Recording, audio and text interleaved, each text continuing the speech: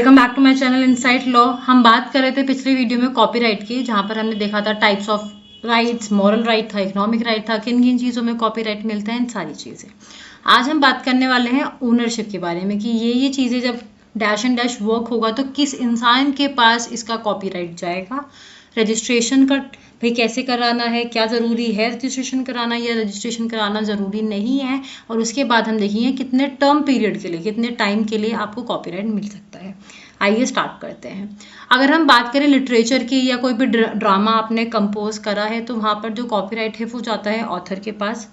Music से related कोई काम है म्यूजिशियन के पास जाएगा। किसी ने कोई फोटोग्राफ क्लिक करी है तो उस आर्टिस्ट के पास, बेसिकली जो फोटोग्राफर है उसके पास जाता है।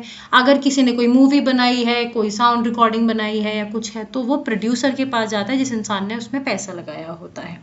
ठीक है। अगर कोई कंप्यूटर वायरस जनरेट हुआ है, सॉफ्टवेयर बनाया गया है, तो जिस व्यक्ति ने वो बनाया था उसके पास इसका कॉपीराइट चला जाता है। ठीक है, चलिए आगे देखते हैं। लेकिन ये जो हमने पीछे देखी चीज़ें, इनके साथ ज़रा सा एक एक्सेप्शन है। वो ये कहता है कि अगर किसी व्यक्ति के पास आप जॉब कर रहे हैं, किसी के एम्प्लॉयमेंट के अंदर, वहाँ पे काम करते वक्त आपने कोई चीज़ डेवलप करी है, तो जो आपका एम्प्लॉयर है उस व्यक्ति के पास जो है उसका कॉपीराइट चला जाएगा। क्यों? क्योंकि उसने आपको रख रखा है अपने बिहाफ पर काम करने के लिए। ठीक है, आपने कोई पेंटिंग बनाई, पोर्ट्रेट बनाई, और वो किसी ने आपको बोला था बनाने के लिए, और उसने आपको स्टार्टिंग में ही पे कर रखा था उसके लिए कि भाई मैं तुम्हें पैसे दे रहा हूँ तो मेरी पेंटिंग बना दो, तो उसका जो कॉपीराइट होगा जिस व्यक्ति ने बोला था बनाने के लिए उसके पास चला जाएगा।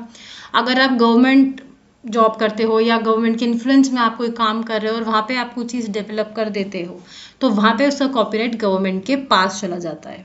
ठीक है। अगर आप किसी ऑर्गेनाइजेशन के लिए काम करते हो, सेक्शन 41 ही कहता है कि अगर आप किसी ऑर्गेनाइजेशन के लिए, बेसिकली अगर किसी इंटरनेशनल ऑर्गेनाइजेशन के लिए अगर आप काम कर रहे हैं और वहाँ पे आपने कोई चीज़ डेवलप करी है जिसका कॉपीराइट करवाया जा सकता है, तो वहाँ पे वो जो कंसर्न, जिस इंटरनेशनल ऑर्गेनाइजेशन के लिए आपने काम किया था, वहाँ पर उस ऑर्गेनाइजेशन को उसका कॉपीराइट दे दिया जाएगा। रही बात रजिस्ट्रेशन की, तो नव साहित्य प्रकाश वर्सेस आनंद कुमार के केस में ये बात क्लियरली स्टेट कर दी गई थी कि रजिस्ट्रेशन कॉपीराइट का मैंडेटरी नहीं है, बट वही है अगर आप करा लेंगे तो आपको उसके साथ एडिशनल राइट्स मिल जाते हैं। यहाँ पे सेक्शन 44 ऑफ द एक्ट ये बात कहता है कि जो भी आपका कॉपीराइट ऑफिस है उनके लिए मैंडेटरी है कि वो रजिस्टर मेंटेन करे, यानी कि सारे रिकॉर्ड्स मेंटेन करें, किसका क्या काम था, किसने रजिस्ट्रेशन कराया, उसने कब कराया, किस डेट को कराया, सारी चीज़ें वहाँ पर होनी चाहिए। और सेक्शन 45 जिसको हम रूल 16 ऑफ कॉपीराइट रूल्स के साथ पढ़ते हैं, वो बताता है आपको कंप्लीट प्रोसेस, कैसे आपको एप्लीकेशन फॉर्म भरना है, कहाँ पर जाके भरना है, और ये सारी चीज़ें वहाँ पे आपको बता दी जाती हैं। सेक्शन 48 ये बात और कहता है कि ये जो रजिस्टर है, जो 44 में हमने रजिस्टर मेंटेन करा था, ये कोर्ट में एज एन एविडेंस एडमिसिबल होता है। ठीक है। तो अगर कल को कोई क्वेश्चन अराइज होता है, बोला जाता है कि भाई नहीं मेरे पास कॉपीराइट है और दूसरा इंसान ही बोल रहा है कि इसका कॉपीराइट मेरे पास है, तो ये रजिस्टर कोर्ट में एज एन एविडेंस पेश किया जा सकता है। अब बात करेंगे टर्म की, कितने टाइम पीरियड के लिए आपको रजिस्ट्रेशन, बेसिकली जो ये कॉपीराइट है ये मिल जाता है। ठीक है।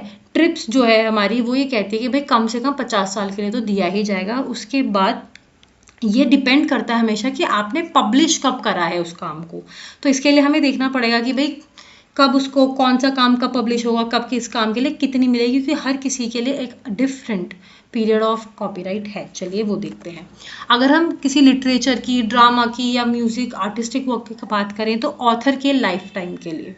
ठीक है। सपोज लता मंगेशकर की हम बात करें, लता मंगेशकर ने जितने गाने गाए उसका कॉपीराइट के पास जब तक तो था ही था, जब तक वो अलाइव थी। उसके बाद भी 60 years from the calendar year, जब जिस व्यक्ति के पास उसका कॉपीराइट था, जो ऑथर था, उनकी डेथ के 60 ईयर्स के बाद तक भी जो है उस इंसान के नाम पे कॉपीराइट रजिस्टर्ड होता है। अगर ऐसा हुआ है कि भाई उनकी डेथ के बाद किसी XYZ आदमी ने गाना कंपोज कर दिया, लेकिन उसकी डेथ के बाद उस गाने को पब्लिश करा जाता है। ठीक है। तो जब से पब्लिश हुआ है, जब से 60 ईयर्स तक, और काफ़ी बार ऐसा हो जाता है कि काफ़ी बार फेक नाम से या अननोन, भाई पता नहीं है किसने किताब लिखी है, किसने लिखा है, वो पब्लिश कर दिया जाता है। ठीक है। तो जिस दिन से पब्लिश हुआ है उससे 60 साल तक। बट मीनवाइल अगर ऐसा हो गया कि पता चल जाता है कि भाई कौन ऑथर था, तो उस ऑथर के lifetime plus 60 years from the date of his death तक जो है कॉपीराइट मिल जाता है। अगर जॉइंट ऑथरशिप थी, ठीक है, दो लोगों ने मिलकर गाना गाया, ठीक है, साजिद वाजिद जैसे ये लोग मिलकर काम करते हैं, ठीक है, विशाल शेखर, ऐसे अगर किसी ने मिलकर काम करा था, ठीक है, और उनमें से वन ऑफ द ऑथर की पहले बड़ी डेथ हो जाती है, ठीक है, लेकिन अगर एक भी ऑथर अलाइव रह जाता है, ठीक है, तो उसका lifetime plus 60 years after his death, मतलब जो बाद में जिसकी जो डेथ होगी उसकी डेथ के बाद जो 60 ईयर्स काउंट करे जाएंगे। अगर हम फोनोग्राफ्स की बात करें तो वो 60 ईयर्स जब से पब्लिश हुई हैं, ठीक है, लेकिन 2012 में जो अमेंडमेंट आया था उसने बोला था कि जिस दिन से फोटोग्राफ क्लिक हुई है वहाँ से 60 ईयर्स तक जो है ये दिया जाएगा। So this was for all about today's video. Next video में हम बात करेंगे रेमेडीज़ के बारे में। आई होप आपको ऑथरशिप का कॉन्सेप्ट और कितने टाइम के लिए जो है ये दी जाती है कॉपीराइट, ये क्लियर हो गया होगा। आई होप आपको पसंद आई होगी video. If you are new to the channel please subscribe, like and अपने दोस्तों के साथ शेयर करना मत भूलिए। और आपके जो भी व्यूज़ हैं वीडियो के बाद please let us know in the comment section. Thank you so much.